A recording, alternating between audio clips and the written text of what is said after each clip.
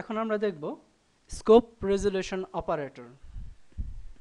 তো তার পূর্বে আমরা একটা জিনিস দেখি, যেখানে আমরা একটা ক্লাস তৈরি করছি কনস্ট্রাক্টর ডিস্ট্রাক্টর ক্লাস নামে, এবং উক্ত ক্লাসের বডি শুরু হচ্ছে এখান থেকে, এবং বডিটাকে আমরা শেষ করতেছি এখানে ক্লাসের, এবং বডিটার শেষ আমরা কিভাবে আইডেন্টিফাই করতেছি, সেমিকোলন দ্বারা আমরা টার্মিনেট করতেছি। তো এই ক্লাসের বডির মধ্যে আমরা পাবলিক অ্যাক্সেস স্পেসিফায়ার ব্যবহার করে উক্ত ক্লাসের সেম নামে কনস্ট্রাক্টর ডিস্ট্রাক্টর ক্লাস নামে একটা কনস্ট্রাক্টর তৈরি করলাম, ঠিক আছে। সেই এবং উক্ত কনস্ট্রাক্টরের যে ইনিশিয়ালাইজেশন ফাংশনগুলো আছে সেই ফাংশনগুলো আমরা কি উক্ত কনস্ট্রাক্টরের মধ্যেই কোডগুলো আমি লিখলাম। তারপর সামেশন ফাংশন তৈরি করছি এবং তার বডিটা এখানে রাইট করছি, লিখছি। ঠিক তেমনি ডিসপ্লে ফাংশন ডিক্লেয়ার করে উক্ত ডিসপ্লে ফাংশন কি কাজ করবে তার ডেফিনেশনটাও, অর্থাৎ ফাংশনের বডিটাও আমরা এখানে তৈরি করছি। তো এখানে দেখা যাচ্ছে যে এই যে কনস্ট্রাক্টর ডিস্ট্রাক্টর ক্লাস নামের যে কনস্ট্রাক্টরটা আছে, constructor, summation function, display function এবং ডিস্ট্রাক্টর, এই সবগুলো মেম্বার ফাংশনকে আমরা তৈরি করছি কোথায়, তার ডিক্লারেশন এবং ডেফিনেশন। ডেফিনেশন মানে হচ্ছে উক্ত ফাংশনের নাম এবং উক্ত ফাংশন কি করবে টোটাল কার্যাবলী আমরা এখানে লিখে দিছি, ঠিক আছে। তো ফাংশনটা কি কাজ করবে সেটা বলে দেওয়া হচ্ছে তার ডেফিনেশন, তার বডিটা স্পেসিফাই করা হচ্ছে তার ডেফিনেশন। তো আমাদের ডিক্লারেশন এবং ডেফিনেশন দুটা কাজই কোথায় করছি, ক্লাস বডির মধ্যে। এই ক্লাস বডি শুরু, এখানে হচ্ছে ক্লাস বডি শেষ, এবং তার মধ্যেই মেম্বার ফাংশনগুলোকে ডিক্লেয়ার করছি এবং সেই মেম্বার ফাংশনগুলোকে ডিফাইন করছি, ঠিক আছে। অর্থাৎ সেই মেম্বার ফাংশনগুলো কি কাজ করবে তার বডিটার মধ্যে সেই কথাগুলো বলে দিছি আমরা এখানে। তো আমরা আরেকটাভাবে সেম কাজটা করতে পারি, সেটা হচ্ছে আমরা ক্লাস বডিতে ফাংশনগুলোকে শুধু ডিক্লেয়ার করব এবং ক্লাস বডির বাইরে উক্ত ফাংশনকে ডিফাইন করব, ঠিক আছে। অর্থাৎ ফাংশনটা কি কাজ করবে তার এই যে বডিটা, এই বডিটা ডিফাইন করব আমরা এই ক্লাস বডির বাইরে। তো ক্লাস বডির মধ্যে যদি আমরা ফাংশনের ডেফিনেশনটা স্পেসিফাই করি তাহলে সেই কনসেপ্টটাকে বলা হয় ইনসাইড বা ইনলাইন। আর যদি ফাংশনের ডিক্লারেশন থাকবে ক্লাস বডির মধ্যে, কিন্তু তা ফাংশনের বডিটা অর্থাৎ ফাংশনের ডেফিনেশনটা থাকবে ক্লাস বডির বাইরে, তখন সেই কনসেপ্টকে আমরা আউটসাইড বা আউটলাইন বলতে পারি। এবং ক্লাস বডির বাইরে যখন কোনো ফাংশনের ডেফিনেশন আমরা রাইট করতে যাব তখনই আমাদের স্কোপ রেজলিউশন অপারেটর ইউজ করতে হবে। তো চলো আমরা দেখি এখন কিভাবে আমরা কাজ করব। ফাইল নিউয়ে গিয়ে আমরা নতুন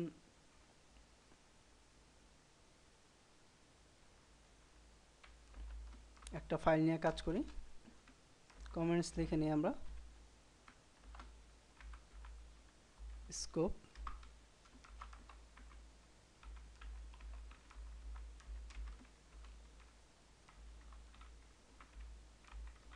অপারেটর। স্কোপ রেজলিউশন অপারেটর বলতে আমরা কোলনকে বুঝি।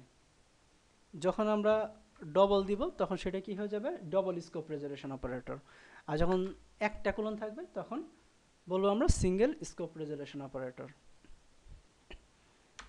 তো আমরা হেডার ফাইল ডিক্লেয়ার করি,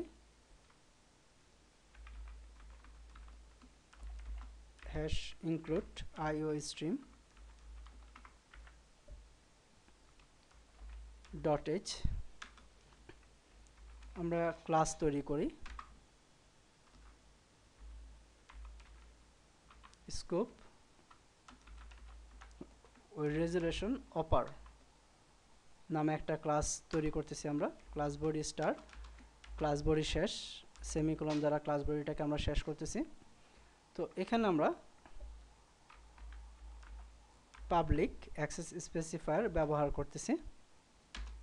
এন্টার দিয়ে আমরা কি করব, ইন্টিজার টাইপ তিনটা ভেরিয়েবল ডিক্লেয়ার করতেছি, নাম1, নাম2 এবং টোটাল নামে সেমিকোলন দ্বারা লাইনটাকে শেষ করতেছি এবং এখানে পাবলিক অ্যাক্সেস স্পেসিফায়ারের পর আমরা যে মেম্বার ভেরিয়েবল বা মেম্বার ফাংশনকে ডিক্লেয়ার করব সবগুলো এই পাবলিক অ্যাক্সেস স্পেসিফায়ারের আওতাভুক্ত হবে ঠিক আছে যদি প্রাইভেট করতে চাই তাহলে আমার আবার এখানে অ্যাক্সেস স্পেসিফায়ার লিখে কোলন দিয়ে তারপর আমরা সেই জিনিসগুলোকে ব্যবহার করব তো পরবর্তী অ্যাক্সেস স্পেসিফায়ার ব্যবহার করে যে মেম্বার ভেরিয়েবল বা মেম্বার ফাংশনগুলো ব্যবহার করব দিলাম ইন্টিজার আই তাহলে এই আই মেম্বার ভেরিয়েবলটা হচ্ছে কি প্রাইভেট অ্যাক্সেস স্পেসিফায়ারের আওতাভুক্ত এবং পাবলিক অ্যাক্সেস স্পেসিফায়ার আওতাভুক্ত হচ্ছে নাম1 নাম2 এবং টোটাল এবং এখানে আমি পাবলিক অ্যাক্সেস স্পেসিফায়ার আওতাভুক্ত আরেকটা ফাংশন ডিক্লেয়ার করি ভয়েড সামেশন নামে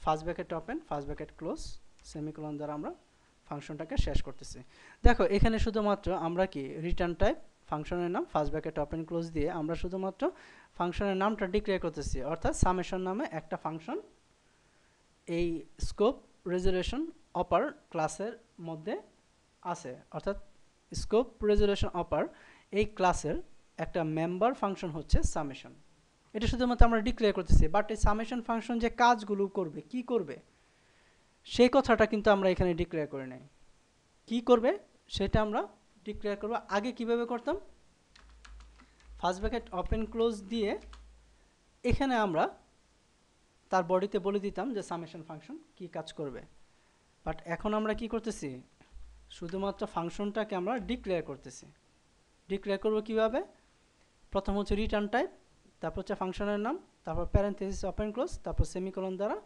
লাইনটাকে আমরা শেষ করব এবং ক্লাস বডির বাইরে ক্লাস বডি কোথায় শেষ এইখানে শেষ যেখানে সেমিকোলন সেখানে শেষ সেকেন্ড ব্র্যাকেটের পর যেখানে সেমিকোলন আছে সেখানে ক্লাস বডিটা শেষ এই ক্লাস বডির বাইরে আমরা এই সামেশন ফাংশন কি কাজ করবে তার ডেফিনেশনটা স্পেসিফাই করব অর্থাৎ সামেশন ফাংশনের বডিটা আমরা ক্লাস বডির বাইরে রাইট করব তখন সেটাকে বলা হবে আউটলাইন বা আউটসাইড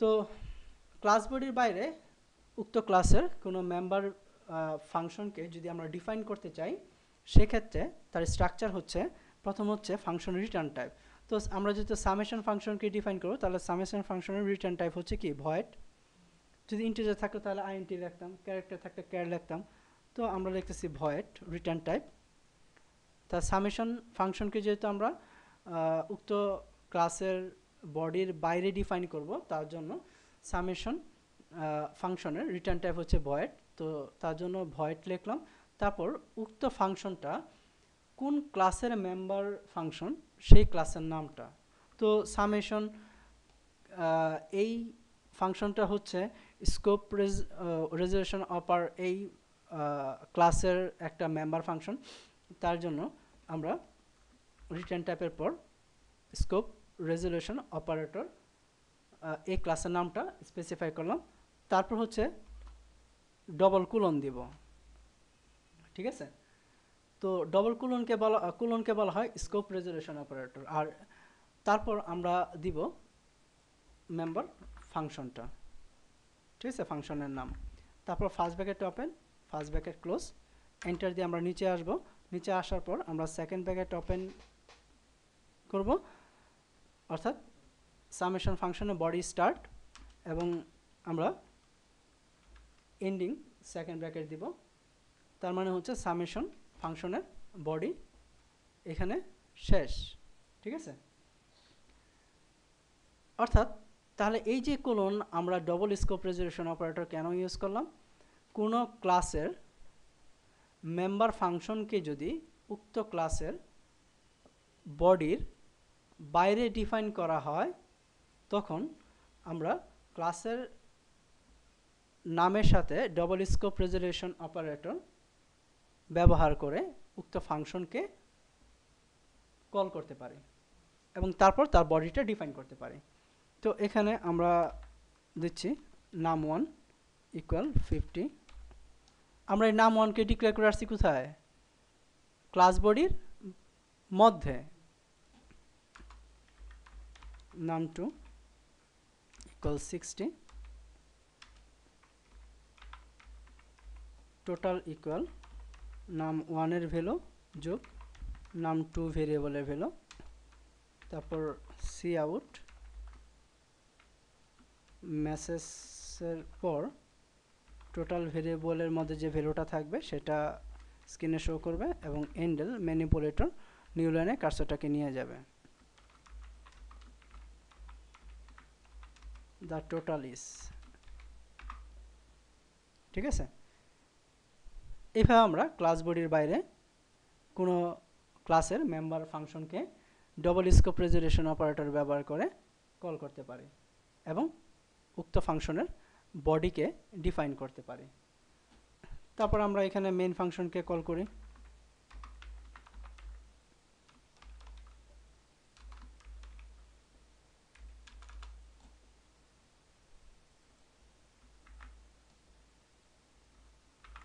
ক্লাসে অবজেক্ট ডিক্লেয়ার করতেছি ওবিজে এবং উক্ত ক্লাসের অবজেক্ট দ্বারা উক্ত ক্লাসের মেম্বার ফাংশনকে আমরা কল করতেছি। ফাইলে গিয়ে সেভে যাই। তো আমরা কোড ফোল্ডারের মধ্যে সেভ করতেছি। স্কোপ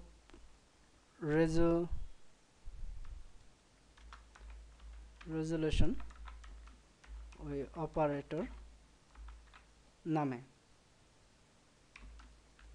ঠিক আছে। স্কোপ রেজোলিউশন অপারেটর নামে আমরা ফাইলটাকে সেভ করতেছি।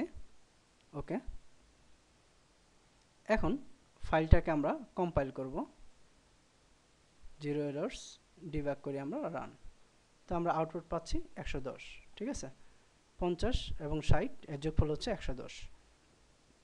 এইভাবে আমরা স্কোপ রেজোলিউশন অপারেটর ব্যবহার করে কোনো ক্লাসের মেম্বার ভেরিয়েবল বা মেম্বার ফাংশনকে উক্ত ক্লাস বডির বাইরে আমরা অ্যাক্সেস করতে পারি।